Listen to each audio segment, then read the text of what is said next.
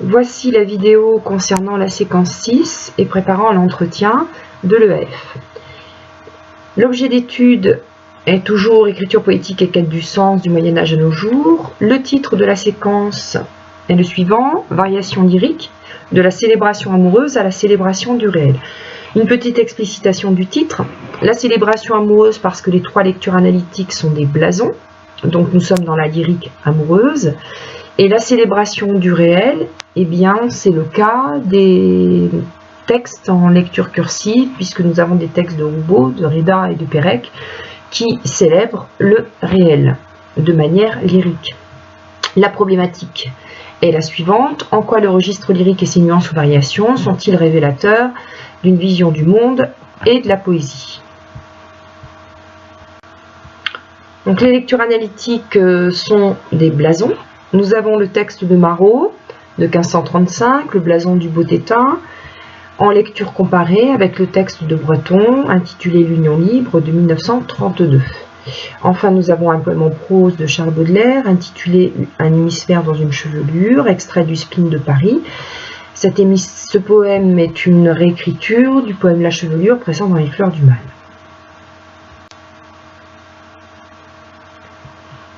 Alors, s'agissant des activités complémentaires, nous avons un premier groupement à partir de 3 textes qui essaient de répondre à la question de la poétisation du quotidien et de l'idée de nouveaux lyrismes, comme on le verra dans les diapositives suivantes. Alors, les textes qui nous intéressent, un texte de Pérec, extrait d'Espèces d'espace qui s'intitule Déménager, 1974, un texte extrait de Quelque chose noir de Roubaud qui s'intitule Dès que je me lève, écrit en 1983, et un texte de Reda, extrait de Retour au calme, intitulé La bicyclette, écrit en 1989. Nous avons donc des textes de la deuxième moitié du XXe siècle, d'un lyrisme tout à fait nouveau avec ces poètes et auteurs, un lyrisme en lien avec finalement une réalité assez plate, et on voit comment cette réalité toute simple est poétisée par l'écriture poétique de ces nouveaux poètes. Alors, dans les textes de Pérec et de Reda, on voit bien que le langage est travaillé à partir de la forme versifiée. Le poème de Reda est un poème en vers, le poème de Pérec est un poème en vers libre. Et nous avons aussi des images. Ce sont 2 textes fortement imagés pour donner au réel finalement une dimension imaginaire, surtout chez Reda avec la bicyclette. Alors Pérec sollicite aussi l'imaginaire avec une très grande économie de moyens.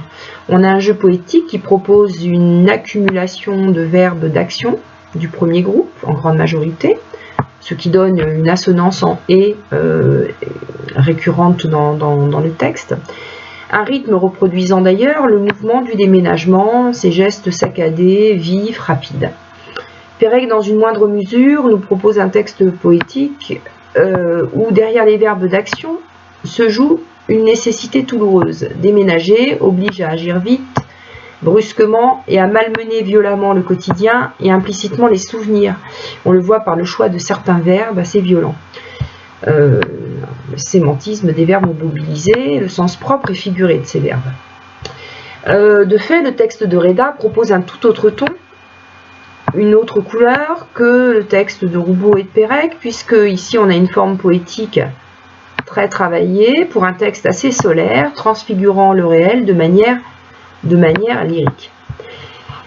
Évoquons enfin le dernier texte, celui de Roubaud, qui est ici un texte en prose et qui en fait dit le deuil de la manière la plus plate et la plus paradoxale, ce qui fait finalement poésie.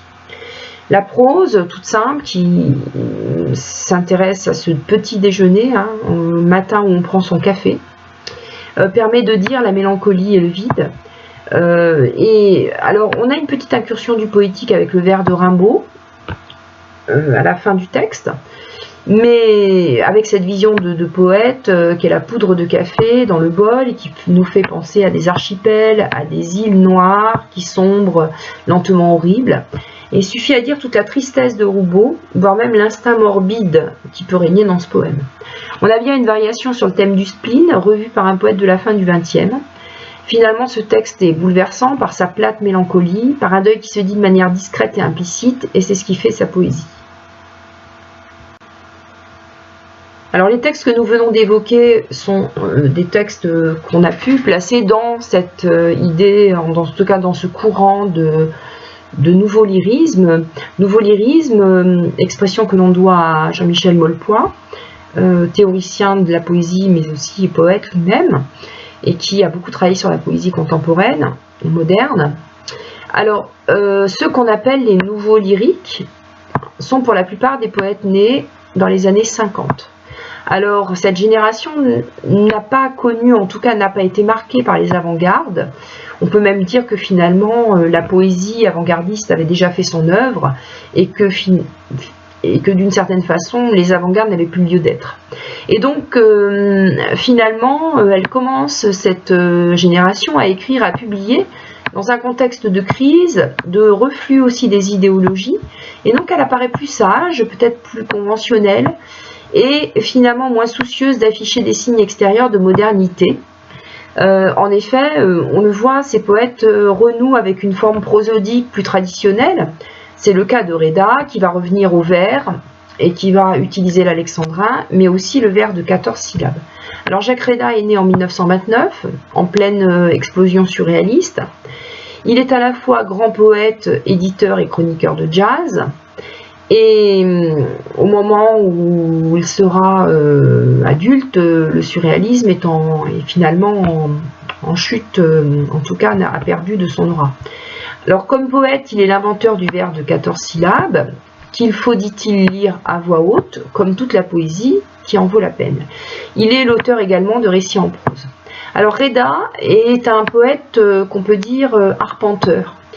C'est un poète qui aime marcher, qui aime découvrir la ville à pied, les banlieues, en train aussi, en bus, en Solex, vélo Solex. Il est très sensible aux ambiances, aux atmosphères, on le voit très clairement dans la Maison Rouge. Il décrit un monde de la petite vitesse, c'est le poète arpenteur et c'est le poète de la petite vitesse, c'est-à-dire une forme de lenteur. Et il est très sensible aux incidents les plus humbles, les plus discrets. Alors il a beaucoup écrit autour de Paris, il s'y promène à l'aventure et en effet il s'attache aux choses les plus anodines en apparence mais qui se révèlent soudain merveilleuses. Un square minuscule au fond d'une rue, une maison abandonnée, le soleil se couchant sur les Tuileries, voilà. Il y a une espèce comme ça de poésie un peu impressionniste qui essaie de saisir des instants apparemment anodins, mais qui du coup, sous les mots du poète, deviennent poétiques. Alors Reda s'identifie surtout aux populations errantes, aux chats retournés à l'état sauvage, ou bien très modestes.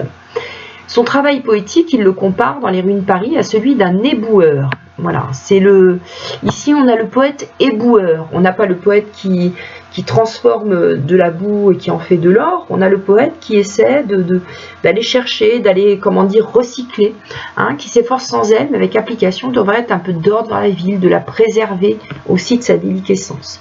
Alors il y a une grande modestie finalement dans cette poésie, dans cette écriture. Alors, en 1993, son œuvre est récompensée par le Grand Prix de l'Académie française.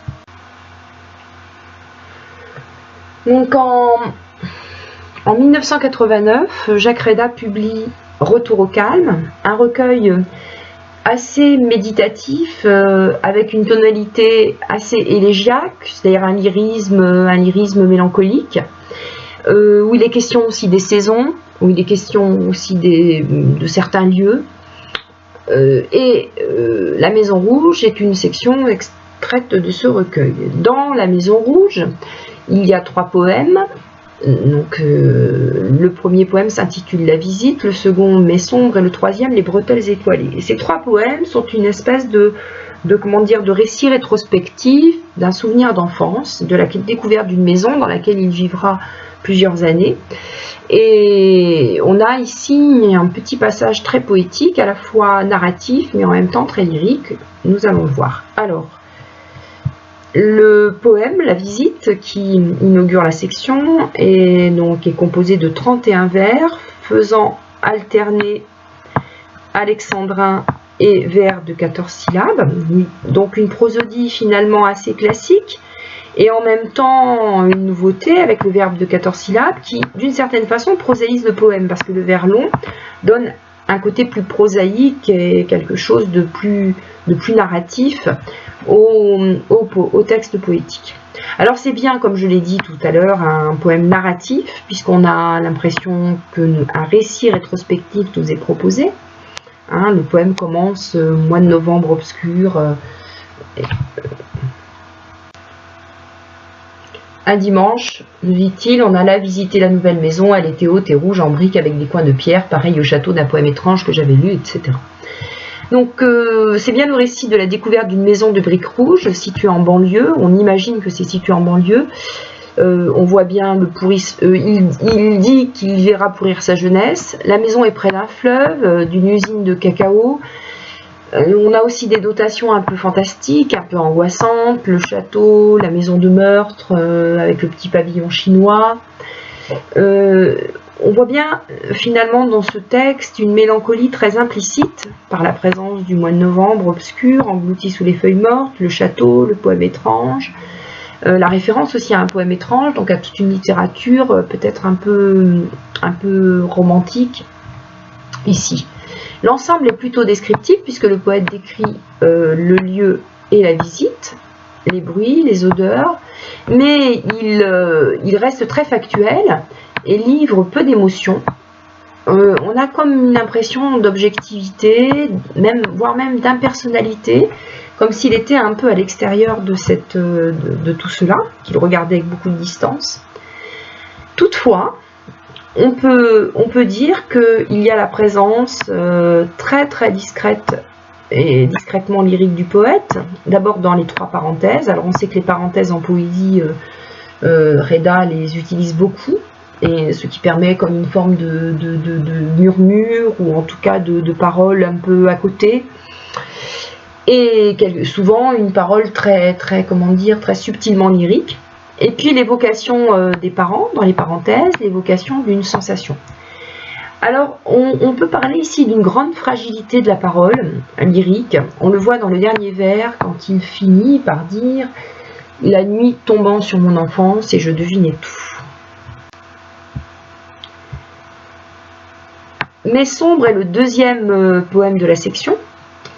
On retrouve ici la saison, le mois de mai, alors qui est paradoxalement sombre. Donc le mois de mai, qui est le mois de la reverdie, de la renaissance, est assombri, et donc on retrouve bien cette tonalité un peu mélancolique et élégiaque qu'on a déjà vu avec le mois de novembre obscur dans le premier texte. Donc en effet une tonalité plutôt élégiaque, en tout cas doucement élégiaque, rien d'appuyé, jamais rien d'appuyé chez Reda. Tout est dit de manière très très subtile et fragile. Alors ici le poème est plus court, nous avons 15 vers, et ces vers sont plus variés prosodiquement, parce qu'on a des vers plus courts qui alternent encore avec le verbe de 14 syllabes.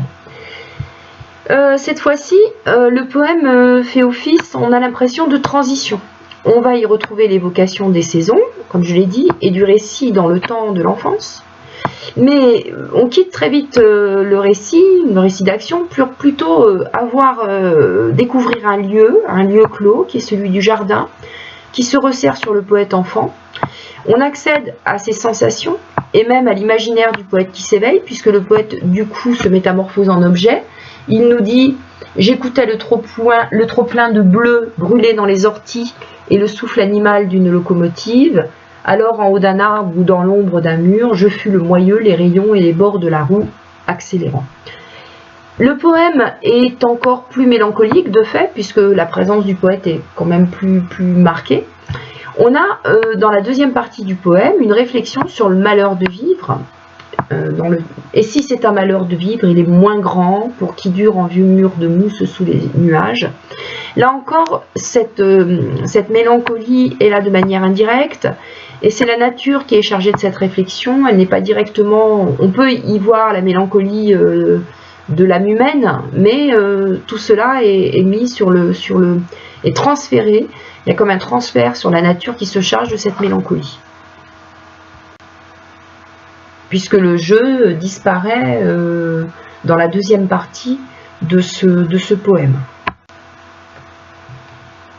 Alors, le dernier texte de la section est un poème plus long, c'est le plus long des trois, et on voit bien l'ascension, en tout cas une ascension réelle, d'une espèce de narration, d'un récit de souvenirs, vers une grande réflexion sur la poésie. Donc c'est le cas des Bretelles étoilées. Alors ce poème fait 47 vers, donc un poème plus long, et on y retrouve la même alternance que nous avions dans le poème La Visite, l'alternance d'alexandrin de vers de 14 syllabes. Alors, on revient quand même au récit rétrospectif, quand il nous dit « Il y eut quand même des matins où je ne peux pas dire, même en hiver, mais enfin surtout au printemps, l'été, oui, des matins où tout allait pour de bon commencer. » Alors, on retrouve l'évocation des saisons, donc du temps qui passe, certainement un lieu dans lequel le poète a passé de quelques années. On revient aussi sur le décor, a priori sordide,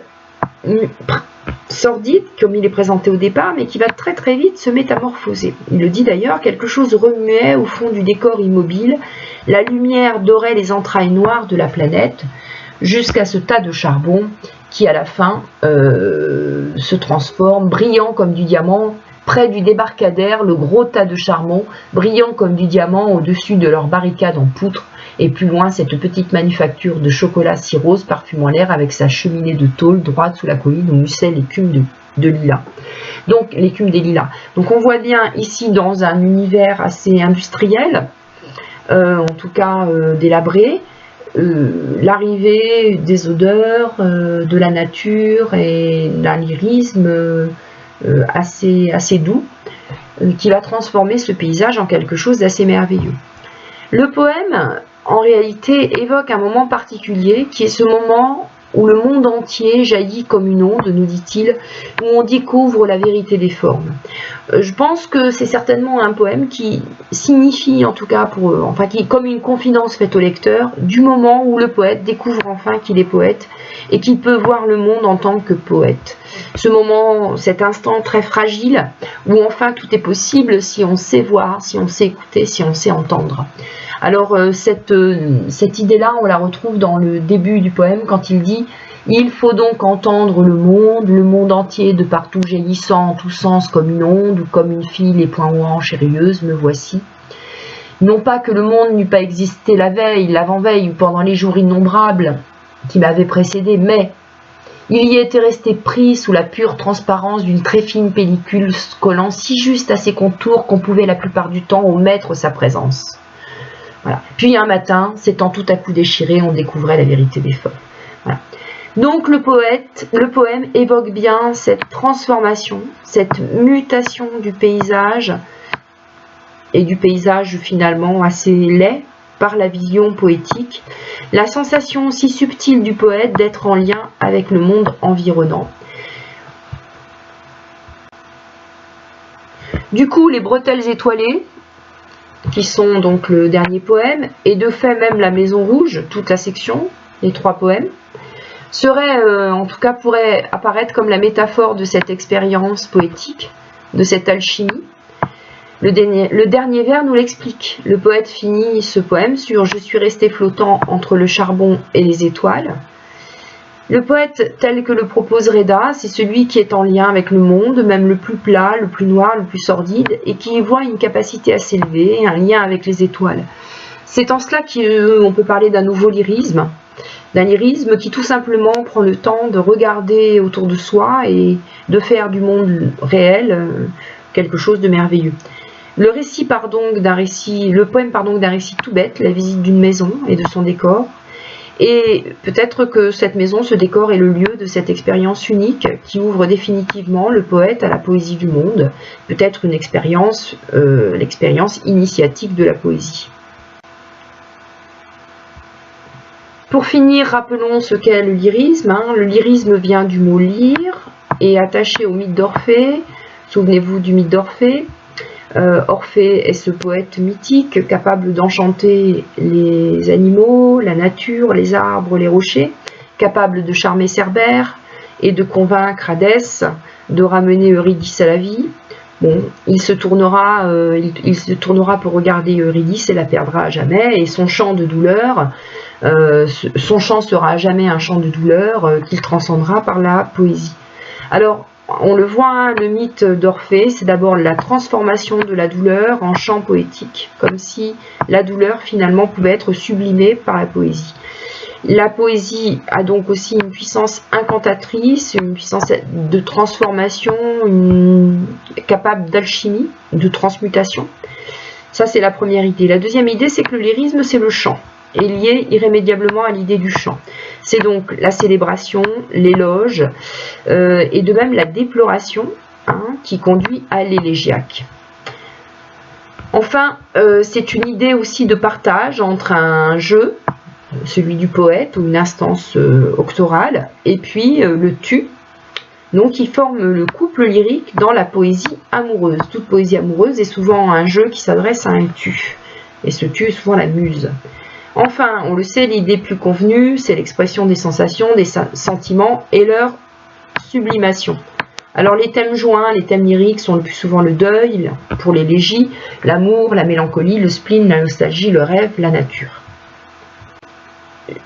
Jean-Michel Maulepoix, dont j'ai parlé précédemment, qui est celui qui a théorisé, en tout cas parlé de nouveau lyrisme pour certains poètes de la période des années 70 à 90, propose dans Qu'est-ce que le lyrisme une définition un peu affinée du lyrisme. Alors, il reprend l'idée que le lyrisme prend sa source dans le mythe d'Orphée, que le lyrisme est le registre privilégié des poètes, et que loin d'être un épanchement facile, il est au cœur de sa réflexion sur la poésie, travail sur la langue et tension vers l'autre. Alors il le dit, je me suis efforcé pour ma part de me démarquer du sentimentalisme qui est attaché au lyrisme et de démontrer que le lyrisme ne se réduit pas aux fleurs bleues de l'écriture comme on a pu peut-être le voir des fois dans la poésie romantique. Alors le littré, Maulepoix part du littré. Il nous dit que le littré propose une première définition qui est une définition intéressante. Il dit que le lyrisme, c'est le caractère du style élevé, des inspirations solennelles, qu'on trouve du lyrisme dans la Bible. Alors on pense évidemment au cantique des cantiques. De même, deuxième idée, il nous propose un sens tout aussi essentiel, à savoir l'idée d'énergie et de circulation. Ainsi, lorsque Flaubert parle du lyrisme, il compare volontiers le lyrisme au mouvement du sang. Donc il y a bien dans le lyrisme une idée d'animation, de chaleur, d'énergie, qui font que les mots à un moment donné viennent en abondance, comme ça, comme un flot lyrique qui nous envahit. Enfin, la dernière idée sur le lyrisme, c'est presque l'inverse de sa perception stéréotypée. On a souvent dit que le lyrisme, c'était le moi, l'expression du moi, des sentiments du moi. Et bien pour Maulepoix, au contraire, le lyrisme, en tout cas le nouveau lyrisme, ce serait une tentative de s'arracher au moi. On peut penser à ce moment-là au jeu est un autre de Rimbaud, pour atteindre le jeu, un jeu autre et prendre la parole. Et on voit bien ici, en effet, qu'avec les nouveaux lyriques, on a quelque chose où le moi est de plus en plus discret, et où le monde est plus célébré, et où le jeu a une place très modeste, très humble. Voilà, je vous souhaite de bonnes révisions avec cette dernière vidéo, et une bonne passation des épreuves orales de baccalauréat.